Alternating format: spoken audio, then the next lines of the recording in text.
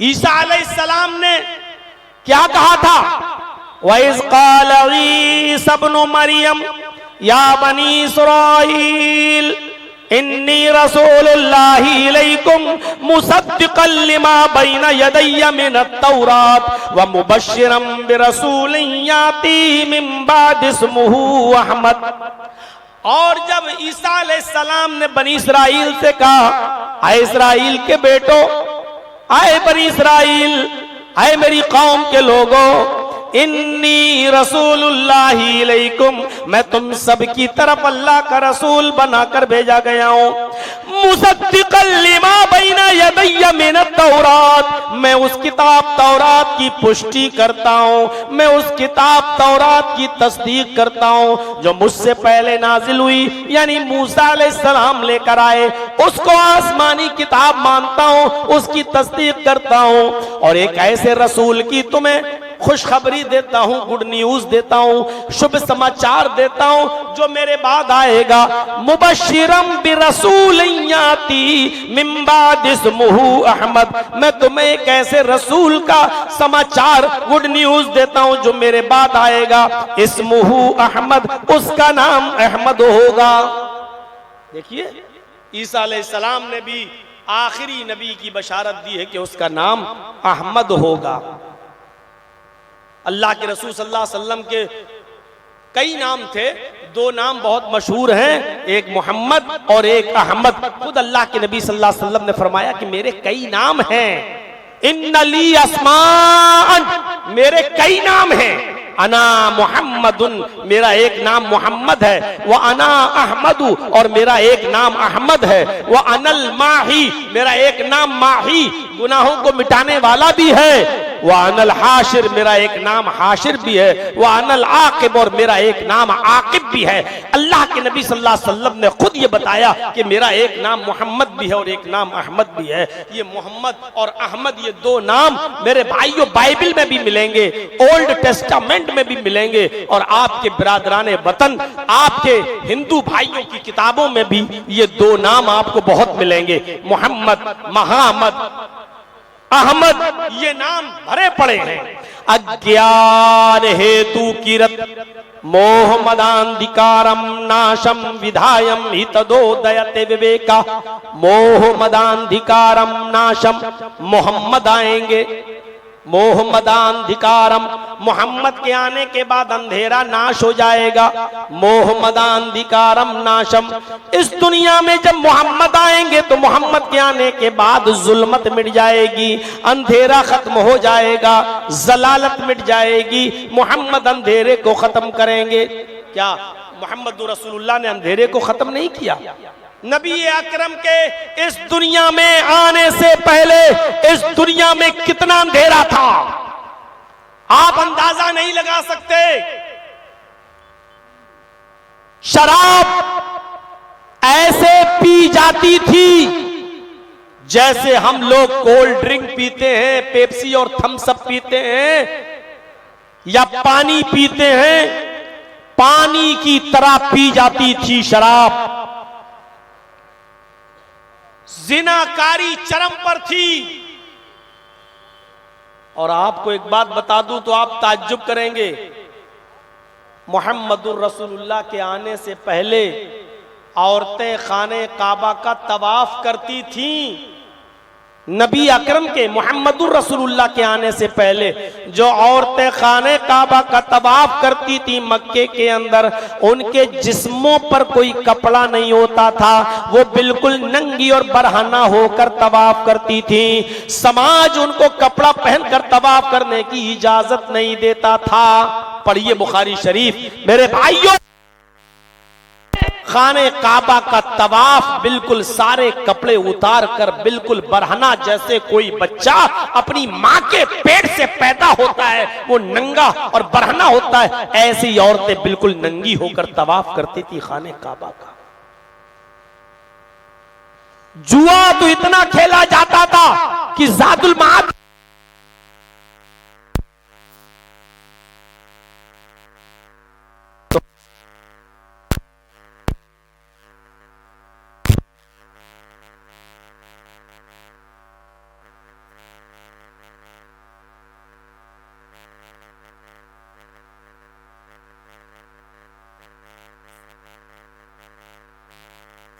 बेटी भी जुए में लगा दिया करते थे।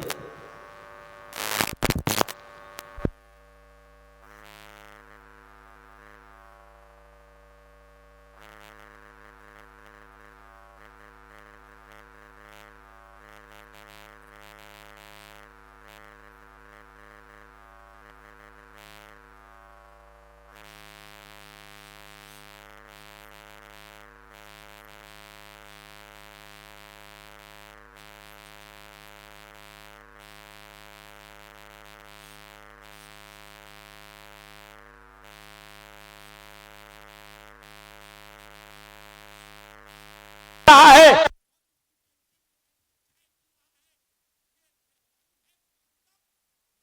मुहम्मदुर रसूलुल्लाह के आने से पहले अरब के अंदर मेरे भाइयों शादियों के तरीके कैसे थे आप सुनेंगे तो ताज्जुब करेंगे। बुखारी उठाइए, किताबुल निकाह पढ़िए और जमाने जाहिलियत के निकाह पर एक नजर डालिए। एक लड़का किसी लड़की को पैगामे निकाह देता, शादी भी होती, विदा हो जाती और अपने घर पे लाता। सुनिए, शादी करने के बाद लड़का लड़की को यानी शौहर अपनी बीवी को अपने घर ले आया। अब ये बीवी तो मेरी, लेकिन शौहर अपनी बीवी से, लड़का अपनी बीवी से मिलता नहीं था, उसके साथ रात नहीं गुजारता था, बल्कि जिससे शादी करके जिसको अपने घर लाया है अपनी उस बीवी को किसी दूसरे मर्द के हवाले कर देता था कि इसको तुम ले जाओ और उतने दिन तक तुम इसको अपने पास रखो जब तक कि ये तुम्हारी नुतफे से हामिला ना हो जाए, जब तक इसके पेट में बच्चा न ठहर जाए। गौर कीजिए, ये बातें कोई हम लैला मजनू की किताब की नहीं बता रहे हैं, बुखारी शरीफ की हदीस से बतला रहे हैं। जमाने जाहिलियत के निकाह पर एक नजर डालिए। लड़का शादी करके लाया, बीवी उसकी, लेकिन वो अपनी बीवी से नहीं मिलता था, बल्कि अपनी बीवी को अपने दोस्त के हवाले कर दिया, जाओ इसको ले जाओ और इतने दिन तक इसके साथ रहो कि जब तक इसके हमल न ठहर जाए। और जब हमल ठहर जाता था, उसके पेट में बच्चा ठहर जाता था, तब ये शौहर उसका जाता था और उसको बुलाकर लाता था और जब बुला कर लाता था तब उसको अपनी बीवी बनाता था और अपने घर रखता था। और ऐसा इसलिए किया जाता था, ये वो समझता था कि ऐसा करने से बच्चा नेक पैदा होगा, ऐसा करने से उनका अकीदा ये था, उनकी आस्था ये थी, उनका बिलीफ ये था कि ऐसा करने से नेक औलाद पैदा होगी। हमारे इधर भी बड़े अजीब अजीब दस्तूर हैं। मान लीजिए कोई लड़का किसी लड़की को लेके मान लीजिए भाग जाए, या कोई लड़का किसी लड़की के साथ गलत काम कर ले और लड़की को हमल ठहर जाए, तो जानते हो फिर समाज में क्या होता है। हमें आपके गांव का पता नहीं है, लेकिन हमने बिहार और बंगाल और झारखंड के ऐसे ऐसे गांव में तकरीरें की है कि जहां पंचायत बैठती है और गांव का मुखिया फैसला करता है कि अब इस लड़के की शादी उसी लड़की से करा दो जिसका हमल ठहर गया, या जुर्माना दिया जाता है और सिर्फ लड़के पर जुर्माना लगाया जाता है कि अच्छा तुम इस लड़की को लेके भागे, इसके साथ इतनी रातें गुजारे, चलो अब तुम जुर्माना दो या तो शादी करो। मेरे भाइयों, बड़े अजीब मसले। क्या किसी लड़के का हमल किसी लड़की के पेट में ठहर जाए, शादी से पहले वो लड़का लड़की में गलत ताल्लुक पैदा हो गया और हमल ठहर गया लड़की का, और समाज ये कह दे, पंचायत में फैसला ये हो कि अब तुम ही इस लड़की को रखो, शादी करो, तो क्या उस लड़के का निकाह उस लड़की से हो सकता है? क्या वो जायज माना जाएगा? क्या वो बच्चा जो पैदा होगा वो बच्चा इसी बाप का माना जाएगा? और क्या वो बच्चा पैदा होने के बाद इस आदमी की वरासत, इसकी मिल्कियत में जमीन और जायदाद का वारिस बनेगा या नहीं बनेगा? ये एक अजीब मसले है मेरे भाई। बहुत आसान है, हमल ठहर गया शादी कर दो, तुमने ऐसा गलत काम किया ना, अब तुम इससे शादी करो। मेरे भाइयों, उस लड़की की शादी उस लड़के के साथ हालत हमल में हो ही नहीं सकती। किस बुनियाद पर निकाह पढ़ा दिए जाते हैं और कर दिए जाते हैं? हालत हमल में उस लड़की का निकाह इस लड़के के साथ नहीं हो सकता है जब तक वो बच्चा पैदा ना हो जाए, चाहे इसी से वो बच्चा हुआ हो, लेकिन इस आदमी के साथ भी निकाह उस वक्त होगा जब वो बच्चा पैदा कर देगी। जब बच्चा पैदा हो जाएगा तब निकाह होगा इसका उस औरत के साथ। वो बच्चा वैसे ही नाजायज माना जाएगा, वो बच्चा इसका बेटा नहीं माना जाएगा क्योंकि निकाह नहीं हुआ। सवाल ये पैदा होता है, जब इसका बेटा नहीं माना जाएगा तो उसकी जमीन और जायदाद में से वारिस बनेगा या नहीं बनेगा? मेरे भाइयों, उस बच्चे का वरासत में से कोई हक ही नहीं है। अब सोचिए कितना बड़ा जुल्म हम कर देते हैं। एक लड़का और लड़की नाजायज तौर से मिले और किसी तरह हमल ठहर गया, फिर उस बच्चे को बाप का नाम देने के लिए उसी से साथ निकाह। अरे जब निकाह होगा ही नहीं तो तुम्हारे निकाह पढ़ा देने से फायदा क्या है, जब वो बच्चा तुम्हारा माना ही नहीं जाएगा? क्योंकि निकाह तो अब हुआ और बच्चा पहले ठहर चुका था।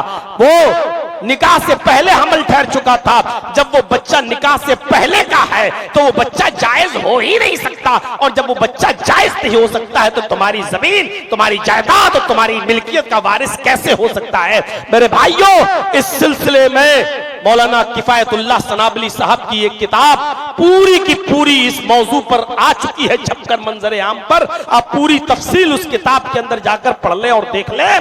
मेरे प्यारे साथियों, ये तफसील का मौका नहीं है कि हम इस तफसील पर चले, बस बताना मकसद ये था कि आज ये जिहालत हमारे मुआशरे में पनप रही है और हमारे मुआशरे में ये जिहालत सर चढ़ के बोल रही है। पंचायत फैसला कर देती है सब, अब तुम निकाह करो,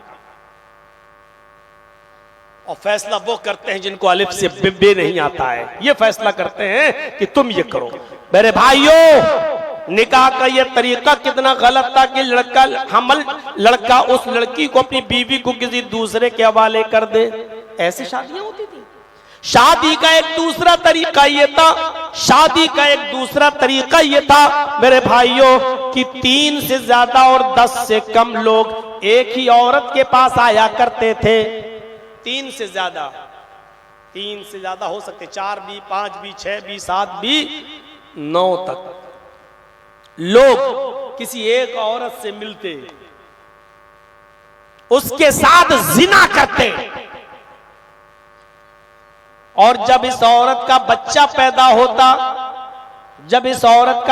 पैदा होता तो वो इन सब को बुलाती, यानी जितने लोग इसके साथ मिले, इसके साथ जिना किए, जितने भी हैं 3 से ज्यादा और 10 से कम, ये उन सब को बुलाती अपने पास, इधर आओ, और सब इसके पास आते हैं।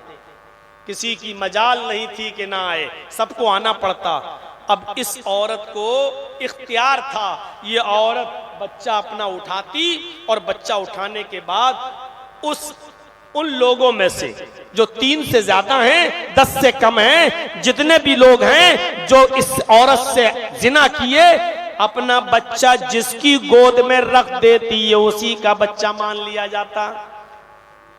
एक औरत है, 3 से ज्यादा लोग उससे मिले हैं, 10 से कम, आज बच्चा पैदा हो गया, अपना बच्चा उनमें से जिसकी गोद में रख देती थी, ये बच्चा उसी का माना जाता, ये उसकी बीवी हो जाती और ये उसका शौहर हो जाता, और ये बच्चा उसका मान लिया जाता, और फिर ये इस औरत को लेके चला जाता, ये इसकी बीवी हो गई। ये शादी का दूसरा तरीका।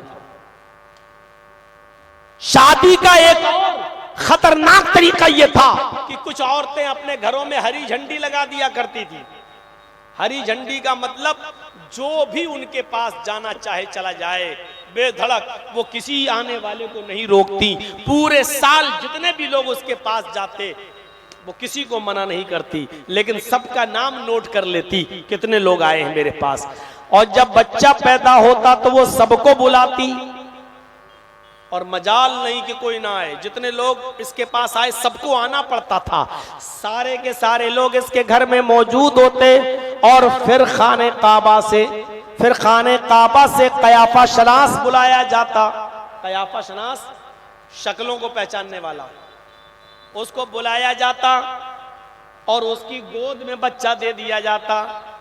खाने काबा से आया हुआ वो काहिन, वो कयाफा शनास उस बच्चे को देखता, इतने लोगों में से किसकी शक्ल इस बच्चे से मिल रही है, या ये बच्चा किस आदमी के मिल रहा है। तो वो उस बच्चे को देखता और सारे लोगों पे नजर डालता, उस बच्चे की शक्ल जिस आदमी से सबसे ज्यादा मिल रही होती, ये कयाफा शनास ये बच्चा उसकी गोद में दे देता और उस आदमी को पकड़ के लाता, इस औरत का हाथ उसके हाथ में देकर इस औरत को उसके साथ विदा कर देता, रुखसत कर देता।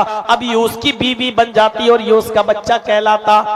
मिले इतने लोग और बच्चा जिसकी गोद में दे दिया उसका, और ये उसकी बीवी हो गई। ये शादी का एक तीसरा खतरनाक तरीका था। मोह